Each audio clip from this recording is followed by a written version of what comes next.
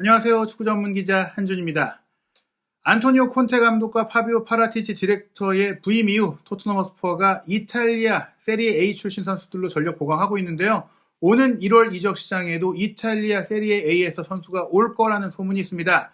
과연 어떤 선수인지 그리고 그 내용은 신빙성이 있는지 세계적인 축구 전문 매체 골닷컴에서 이탈리아 세리에 A를 담당하고 있는 박문수 기자 모셔서 깊이 있는 얘기 들어보도록 하겠습니다. 안녕하세요. 안녕하세요. 일단 토트넘 허스퍼가 챔피언스리그 16강에 진출했습니다. 이 진출로 인해서 1월 이적 시장에 분주하게 움직일 수 있게 됐어요. 그렇죠. 아무래도 토너먼트에 진출하다 보면 자금인적 여유가 생기니까 후반기 전력 보강이 가능해졌다고 볼 수 있을 것 같습니다. 실제로 유럽에서 가장 상금 규모가 크고 중계권 수익이 큰 챔피언스리그, 이 챔피언스리그에 나가기 위해서 다들 투자를 하는 거고, 그리고 이제 투자를 했을 때 충분히 뽑아낼 수 있는 부분이 있는데 무엇보다 토트넘이 16강에 오르긴 했지만 전력적으로 좀 아쉬운 면이 있잖아요. 네, 사실 부족한 면이 많아서 저희가 뭐 후술하겠지만 뭐 미드필더진부터 해가지고 약간 보강해야 될 포지션이 없진 않죠. 사실. 예, 사실 뭐 16강에 만족할 팀이 아니라 8강, 4강까지 내다보려면 전력 보강이 필요하다. 그래서 투자한 만큼 또 그 성과를 내면은 클럽의 가치도 올라가기 때문에 짠돌이로 알려진 이 다니엘 레비 회장이 1월 달에 선수 영입을 승인했다는 보도가 나왔어요. 1월에 선수 영입을 승인했다는 것도 되게 인상 깊겠지만 여기 보시면 3 빅에 서 있거든요. 3명의 빅네임을 영입한다는 얘기는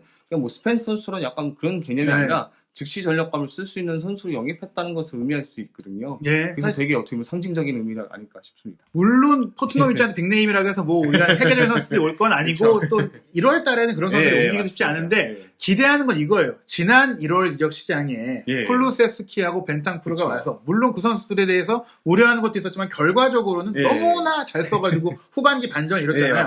지금 토트넘에 기대하는 것도 그런 것이죠. 아무래도 전반기에 조금 성적은 나쁘지 않았지만 경기력이 안 좋았다면 거기에 또 이제 가미를 해서 그런 효과를 내겠다는 것인데 이 3명의 영입 중에 2명이나 미드필더에 영입한다는 보도가 나왔습니다. 맞습니다. 사실 토트넘 같은 경우는 지금 뭐 공격진이야 뭐 쉽게 말하면 부상 때문에 좀 되게 우려가 있을지 몰라도 미드필더진 같은 경우는 상위권과 경쟁하기 많이 부족해요. 제가 빨간색이랑 파란색이 있는데 파란색 선수 같은 경우는 아무래도 어리기 때문에 중용되긴 힘들고 굳이 말하면 빨간색 선수인데 보시면 아시겠지만 비수마 같은 경우는 토트넘에 이적한 후에 브라이튼 시절 모습을 보여주지 못하고 있잖아요. 스키 선수 같은 경우도 아무래도 지난 시즌 후반기에 뭐 수술대 오르기도 하고 부상 여파가 있기 때문에 100% 컨디션이라고 볼 수는 없어요, 사실은요. 근데 그렇게 되면 남는 선수가 호이비에르, 벤탄쿠르인데 3-5-1을 쓰든 3-4-3을 쓰든 이 두 선수는 속된 말로 죽어나갈 수밖에 없을 것 같아요. 실제로도 최근에 호이비에르가 너무 힘들어가지고 한 경기를 빠지기도 했고 벤탄쿠르도 걱정됐던 게 마르세유와의 경기 후반에 햄스트링을 좀 잡았어요. 만약 여기까지 다치면 솔직히 토트넘은 챔스 경쟁이 아니라 진짜 어디로까지 추락할지 모르는 상황이다 보니까 지금은 어떻게 보면 챔스 16강 갔다고 보강하는 게 아니라 무조건 미드필더 보강을 해야 되는 상황이다. 구조적으로 살펴보시죠. 토트넘의 그 중원을 보시면 아시겠지만 호이베르, 스키, 벤타고라, 비수마 선수를 내세울 수 있잖아요. 뭐 물론 노란색이 쿨루세스키라고 모우라가 있는데 이 선수들 같은 경우 엄연히 따지면 공격 자원이고 정확하게 말하면 윙어 자리죠. 중앙 미드필더 같은 경우는 4명밖에 없는데 이 중 비수마가 아까도 말했지만 약간 옛날 모습이 아니고 스키 선수 같은 경우도 100%는 아니기 때문에 결국은 호이베르, 벤탄쿠르 이 2명의 선수한테 의존할 수밖에 없어요. 근데 그렇다고 뭐 빼자니 또 문제가 생기기도 하니까 이 선수들의 어떻게 보면은 경기력 자체가 막 일정하다고 볼 수는 없을 거예요. 특히 호이베르 선수 같은 경우는 되게 지친 기색이 역력해가지고 그 단단함이 약간 제가 봤을 때 좀 떨어진 게 없지 않아 있다고 보거든요. 그런 가운데 또 이 호이비에르, 벤탄쿠르를 로테이션 해주고 또 이 선수들도 공격 가담이 좋긴 해도 그 창의적인 우리가 원하는 그런 플레이메이커 성향의 선수가 아니잖아요. 토트넘의 현재 가장 큰 문제가 지금도 후회하고 있는 에릭센 같은 선수를 못 샀다는 것인데 결국엔 그런 플레이메이커 성향까지 합해서 2명의 미드필더 할 것이다. 그러면서 언급된 선수가 또 이제 세리에 A 선수입니다. 한 명은 말리노프스키 선수라고 있고요. 한 명은 맥켄인데 사실 두 선수 유형은 달라요. 말리노프스키 같은 경우는 약간 창의적인 움직임이 돋보이는 공격형 미드필더에 가깝고요. 맥케니 같은 경우는 옛날에 그 콘테 감독이 재미였던 비달의 약간 다운그레이드 버전이라는 얘기가 있어요. 이게 하드워크고 상황에 따라서 골도 달라요. 그런 선수로 보면 될 것 같습니다. 결국에는 맥케니 선수가 호이비에르나 벤탄쿠르의 역할을 할 수 있고 말리노프스키는 현재 이제 토트넘에 없는 창의적인 미드필더인데다가 왼발잡이니까 지금 사실 쿨루세프스키가 빠지고 나서 왼발잡이 공격수가 없는 그런 부분까지도 커버해줄 수 있는 좋은 영입이다. 이 선수가 올 경우에는 조금 이제 3-5-1을 잘 쓸 수 있을 것 같아요. 두 선수가 합류하게 되면 아무래도 중원의 두께가 좀 두터워지잖아요. 아무래도 무게감이 더해지기 때문에 3-5-2 전술을 쓸 수 있을 것 같고 뭐 말리노프스키 같은 경우는 아무래도 오른쪽에서 많이 뛰기 때문에 오른쪽인 공격형 미드필더 자리면서 약간 좀 내려오면서 움직일 거예요. 이 선수 자체가 뭐 활동량이 좁은 건 아니니까. 근데 맥케니 같은 경우는 사실 이 선수가 원래 오른쪽 중앙 미드필더긴 한데 뭐 그렇다고 해서 오른쪽에만 있는 건 아니기 때문에 활동량이 좋으니까 분명히 저희 그림에서 보여줬다시피 호이베르와 함께 되게 로테이션 전으로 돌아가면서 중원에 힘을 실어줄 것으로 보이고 있습니다. 예, 결국엔 수비형 미드필드 자리에 스킵과 비수마가 있고 예. 또 호이비에르도 그 자리를 내려갈 수 있으니 맞습니다. 예. 어떻게 보면 호이비에르, 맥케니, 마리노프스키 혹은 벤탄쿠르, 예, 맥케니, 예. 마리노프스키 뭐 어떻게든지 쓸 수 있는 좀 다변화가 될 수 있기 때문에 토트넘이 중원에 옵션이 많이 늘어난다고 할 수 있겠는데요. 마리노프스키 얘기부터 해보죠. 사실은 우리가 그 예, 창의적인 그 플레이를 토트넘에서 갈망하고 있어서 이 선수가 좀 올 수 있을지 소개해 예. 주시죠. 일단 마리노프스키에 대한 그 토트넘 이적설은 하루 이틀 일이 아니고 최근에 예. 그 칼치오 메르카토에서 보도했는데요. 참고로 메르카토가 이적한다는 뜻이 있어요. 칼치오 예. 축구고요. 아무튼 그 보도에 따르면 마리노프스키가 콘테 영입 위시리스트 최상의 이름 올렸다라고 표현하고 있어요. 이 29세 선수는 세리에 우승 경쟁팀, 여기서 우승 경쟁팀이라면 아탈란타이겠죠. 예. 물론 정기적인 출전을 보장받지 못하고 있고, 뭐 이 기사에서는 올 시즌 뭐 2경기 선발 출전이 전부다인데 실제로는 4경기였고요. 그럼에도 불구하고 콘테 감독이 이 우크라이나 출신 선수 마리노프스키의 열렬한 팬이기 때문에 그 선수를 런던으로 데려오기를 열망하고 있다고 얘기했어요. 무엇보다 중요한 것 중 하나 이 선수가 이번 시즌 이후에는 FA 신문이 돼요. 아탈란타가 잔류를 원할지라도 지금 아까 그 출전 기회가 줄어들었다는 건 다시 말하면 적절한 오퍼가 온다면 이런 이적 시장을 통해 충분히 팔 수 있다는 것을 볼 수 있을 것 같습니다. 사실 이 선수가 좋은 선수인데 경기를 못 뛰고 있는 이유가 예. 계약 기간이 얼마 안 남아서 어차피 나갈 선수니까 그렇습니다. 오래 있을 선수를 중용한다라는 예. 것이고 이 선수의 이적료를 조금이라도 받으려면 1월 달에 보내야 된다. 그러니까 예. 비싸지도 않을 것이고 협상이 맞습니다. 가능할 것이다. 그러면 굉장히 이 선수가 토트넘에 올 가능성이 높다라고 할 수 있겠는데 변수가 좀 있긴 해요. 네, 사실 뭐 토트넘만 러브콜을 보낸 건 아니고요. 노팅엄 포레스트는 워낙 이 팀은 이적설이 많아가지고 사실 예, 별로 안 갈 것 같은데 경쟁이 안 돼요. 네, 웨스트햄 유나이티드 얘기도 있고요. 최근에 뭐 리그원의 마르세유도 마찬가지로 마리노프스키 영입에 관심을 표했다고 했는데 아무래도 가장 마리노프스키 선수 영입에 관심을 오랫동안 보였던 팀이 토트넘이기 때문에 토트넘이 실제로 이게 협상 테이블에 오른다면 가장 경쟁에서 앞서 있다고 볼 수 있을 것 같습니다. 사실 마르세유도 이미 챔피언스리그에 예, 탈락하게 되면서 영입의 동력이 떨어졌고 예. 솔직히 노팅엄 포레스트는 토트넘에 붙으면 경쟁 안 된다고 봐요. 예, 그쵸. 그리고 웨스트햄도 어찌됐거나 챔피언스리그에 못 나가는 데다가 중원 자원에 뭐 다른 이런 역할을 할 수 있는 선수가 예. 또 꽤 있단 말이에요. 란시니도 있고 포르나스도 있어서 예. 결국엔 토트넘이 가장 급하고 또 무엇보다 콘테 감독이 있기 예, 때문에 사실 마리노프스키는 경쟁에 붙는다고 하더라도 토트넘에 올 것 같거든요. 예. 이 선수가 올 경우 좀 기대해도 될까요? 좀 소개 좀 해주시죠. 네, 마리노프스키 선수는 일단은 그 공격형 미드필더예요. 그렇기 때문에 아무래도 토트넘에 없는 기존에 좀 부족할 수 있는 창의성을 더해줄 수 있는 선수고 이 선수 최고 강점은 저희가 후술하겠지만 킥력이 정말 좋아요. 드리블력도 괜찮기 때문에 이 두 가지가 어떻게 보면 지금 현재 토트넘 중원에서는 부족한 모습이잖아요. 그렇기 때문에 충분히 오면 팀 전력이 보탬은 될 수 있을 것 같아요. 그리고 주목할 점이 이 선수가 2020-21 시즌에 세리에에서 12개의 도움을 기록하면서 도움왕 출신이에요. 예. 이것만 봐도 분명히 패스 질이 좋다는 걸 알 수가 있죠. 예, 결국 이런 킬러 패스를 찔러 넣을 수 있는 토트넘에 없는 예. 선수인데다가 코파 이탈리아 계획까지 합치면은 또 득점도 10골이나 네, 했으니까 맞습니다. 득점 생산성도 갖고 네, 있다. 괜찮죠. 이 선수가 올 경우 지금 토트넘이 너무나 갈구하고 있는 2선 공격력과 2선 네. 득점력 모든 게 채워진다라고 볼 수 있는데요. 근데 이 선수가 올 시즌에 좀 안 좋잖아요. 네, 시즌 초반에는 뭐 산프도리아전 같은 경우 뭐 사실 교체 출전이야 뭐 그렇다 쳐도 밀란전에도 골 넣고 되게 흐름이 좋은 줄 알았는데 실제로 아탈란타는 잘 나가고 있는데 이 말리노프스키 선수의 입지는 되게 안 좋아요. 그리고 12경기 중에 선발 경기가 4경기밖에 없거든요. 이유는 뭐 이 선수 같은 경우는 사실 뭐 킥력도 좋고 드리블도 괜찮긴 한데 기복이 좀 심해요.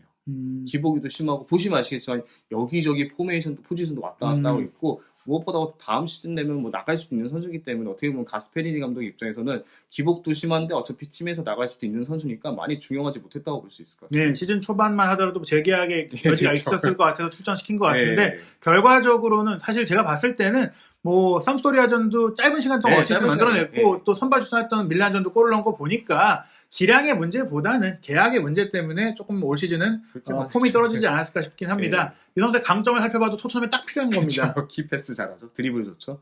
크로스도 좋고요. 세트피스 상에서도 아무래도 킥력이 좋으니까 예. 4,830개 미팅을 갖고 있는 예, 비오 코치. 비오 코치와도 딱 안성맞춤이고 전체적으로 보면은 토트넘의 부족한 점이 다 갖추고 있어요. 예. 뭐 물론 아쉬운 점이 있다면 이 선수를 데려고 온다면은 뭐 기존에 우리가 알고 있는 약간 중앙 메잘라라고 하는 말도 있잖아요. 그렇게 쓰긴 어려울 수도 있는 게 약간 수비적인 그 퍼포먼스가 좀 아쉽죠. 예. 하지만 뭐 수비 잘하는 다른 미드필더들이 다른 있고 선수 해주면 지금 또 하나 저는 그 베리 스트롱은 아니더라도 예. 중거리 슈팅 필요한데 그렇죠. 또 창의적인 미드필더이면서 공중전도 잘하는 편이고 직접 프리킥 예. 사실 우리가 이제 손흥민 선수가 직접 프리킥 잘 차니까 예. 많은 기대를 했고 실제로 이제 토트넘에서 최근에는 맞습니다. 손흥민 선수를 1번 프리키커로 기회를 주고 있는데 예. 본인도 좀 부담이 있는지 좀 얼마 전에도 이제 벽을 때렸어요. 예. 근데 이 말리노프스키가 올 경우에는 그 부분까지 채워줄 수 있으니 또 사실 손흥민 선수 같은 경우는 뭐 프리킥 할 때 주발이 오른발인데 이 선수도 왼발이니까 위치에 따라서도 다양하게 활용할 수 있죠. 네, 사실 말리노프스키가 오면 거의 마지막 퍼즐 조각이 채워지는 것 같다는 느낌이 드는데요. 예. 바로 이게 어시스트 장면이죠. 예,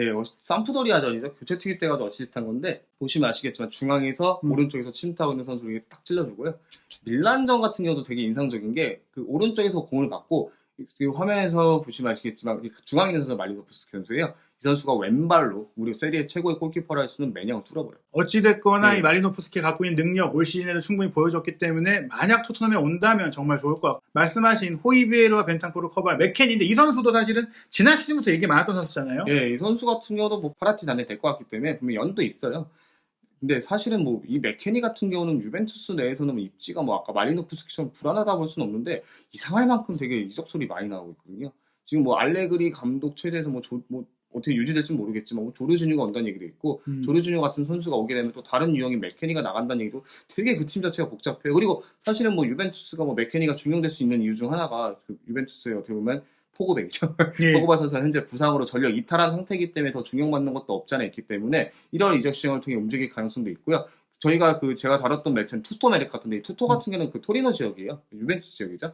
투토 메르카토를 인용한 그 팀 토크 보고에 따르면 유벤투스 시절부터 그 파라티치 단장이 맥케니를 직접 데리고 왔고 그로 인해서 그 선수의 빅팬으로 불리고 있어요. 상당히 제안이 온다면 물론 말리노프스키랑 좀 경향이 다를 수 있는데 제안만 적절하게 온다면 토트넘이 맥케니를 충분히 영입할 수도 있다는 보도가 나오고 있습니다. 사실 벤탄쿠르, 쿠르세스키 다 유벤투스에서 왔고 맥켄이랑 그렇죠. 바로 호흡을 맞추고 있기 예, 때문에 맞습니다. 더더욱이나 바로 이제 적응할 수 있는 선수라는 점에서 기대가 되는데요. 이 선수가 또 이제 월드컵도 준비하고 있는 선수예요. 제가 미국 대표팀의 핵심 미드필더라 볼 수 있는 선수죠. 어떻게 보면 아까도 제가 살짝 말했는데 그 칠레의 아르투르 비달 선수가 좀 비슷해요. 예. 그래서 아르투르 비달하고 마찬가지로 막 이 선수가 막 세민하고 막 이렇게 오밀조밀한 맛은 없는데 중요할 때마다 한 방을 터뜨릴 수 있는 선수이기 때문에 분명히 토트넘 입장에서 되게 힘이 될 거예요. 예, 몸도 괜찮고 예, 많이 맞습니다. 뛰어주는데 공격력도 갖고 있기 때문에 예, 콘테 예. 감독이 원하는 정말 이제 프리미어리그에서 통할 수 있는 선수라고 볼 수 있겠고요. 예, 또 올 시즌 유벤투스에서 중앙 미드필드이지만 뭐 공격 포인트 기록도 괜찮습니다. 예, 공격 포인트 뭐 한 골 1도움이기도 하고 물론 여기서는 보통 중앙 미드필더 나오긴 했는데 지난 시즌 같은 경우도 때에 따라서는 막 측면에도 이동할 정도로 되게 팔방미인 같은 선수이기 때문에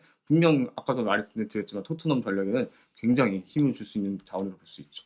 그리고 이 선수의 스타일 같은 경우는 뭐 계속 말하고 있는데 수비력적으로 하드워커 미드필더예요. 근데 다만 이 선수가 뭐 세밀한 선수는 아니기 때문에 패싱력이라든가 크로스ing 뭐 이런 거는 조금 부족하다고 볼 수 있습니다. 대신 예. 마리노프스키와 함께 쓸 때 서로를 보완해줄 수 보완해줄 있기 수 때문에 있죠. 예. 그 두 세트를 데려오는 건 굉장히 좋을 것 같고 또 올 시즌 맥케니의 득점을 보니까 이 선수가 이제 키도 꽤 큰 편이고 헤더로 골을 넣었어요. 예, 그 토트넘의 강점이죠. 예, 세트피스 상황에서 헤더 슈팅을 기록하면서 엠폴리전에서 득점을 넣었죠. 예, 뭐 페리시치의 코너킥이든 뭐 마리노프스키가 예. 와서 코너킥을 올리든 그렇죠. 이 맥케니도 골을 넣을 수 있는 자원이기 때문에 지금 토트넘에 딱 맞는 선수다라고 볼 수 있겠는데요. 예. 그렇다면 사실 뭐 우리 팬들은 또 이런 선수들이 오면은 손흥민 선수랑 잘 맞을까? 또 손흥민 선수의 자리를 위협하는 건 아닐까? 걱정할 것 같거든요. 손흥민 선수와 합은 어떨까요? 일단 마리노프스키 선수 같은 경우는 기본적으로 오른쪽에서 많이 뛰고 뭐 중앙 공격 밀더라도 오른쪽에서 뛰는 경우가 많기 때문에 페리시전처럼 뭐 손흥민 선수가 동선이 겹친다든가 이런 일은 없을 거기 때문에 오히려 도움이 될 거예요. 사실 이 선수가 오게 된다면 직접적인 경쟁은 쿨루세스키라고 보면 될 것 같거든요.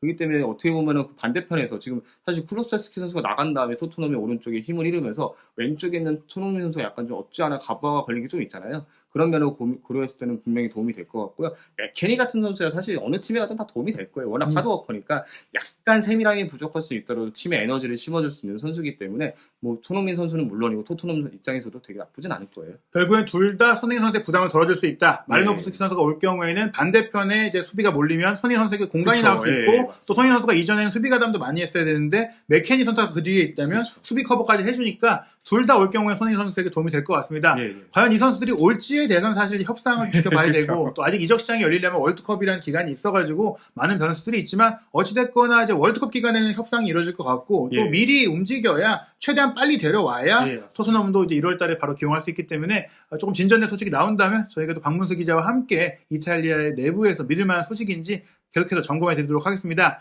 한준TV 계속해서 박문수 기자와 함께 이탈리아 축구계의 소식 및 토트넘의 소식 세밀하게 전해드릴 예정이니까요. 많은 관심 부탁드립니다.